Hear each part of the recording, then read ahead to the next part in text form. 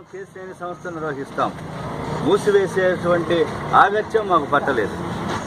కానీ 10 నెలల జీతాలు ఇవ్వాలి, 6 నెలల జీతాలు ఇవ్వాలి, 3 మాసాల జీతాలు ఇవ్వాలి. 10 సంవత్సరాలు మెయింటైన్ చేసే ఆయన ఎందుకు సంస్థను మూసివేసినట్లు అర్థం కాదు. ఇప్పటికే లేబర్ కమిషనర్ గారికి రిప్రజెంటేషన్లు ఇచ్చాం, ధర్నా నిరసన తెలియజేశాం. ఇంతవరకు లేబర్ ఆఫీసర్ స్పందించాల. ఇదే లేబర్ ఆఫీస్ ముందు నిరాహార దీక్ష కార్యక్రమాలు చేపడతాం. తక్షణ వారం రోజుల్లోగా మేనేజ్మెంట్కి నోటీస్ పంపించకపోతే ఇదే లేబర్ ఆఫీస్ ముందు నిరసన ప్రదర్శనలు, ధర్నాలు సిపిఐగా, ఏఐటీసీగా ఉంటాయని చెప్పి హెచ్చరిస్తున్నాం. కార్మికుల జీతాలు ఎక్కువ మీరు ప్రపంచ కార్మికులారా ఏకకండి అని చెప్పేసి మేడే పండుగలు జరుపుతున్నారు. ధన రాజకీయాలకు పాల్పడుతున్నారు. కార్మిక సంఘాలను చీల్చేటువంటి ప్రయత్నం చేస్తున్నారు.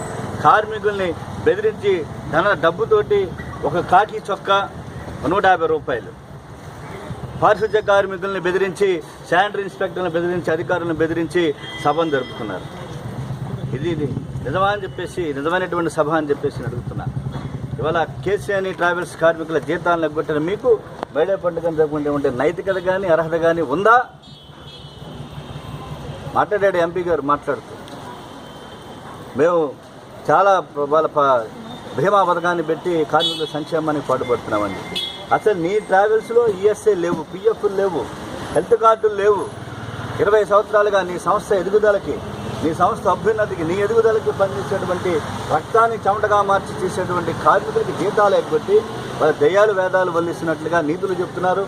వీళ్ళకి కార్మిక గురించి మాట్లాడే హక్కుగా నైతికతగా లేదు. తక్షణమే కనుక 10 రోజుల్లో జీతాలు ఇస్తామని చెప్పాడు కార్మికుల సమక్షాన.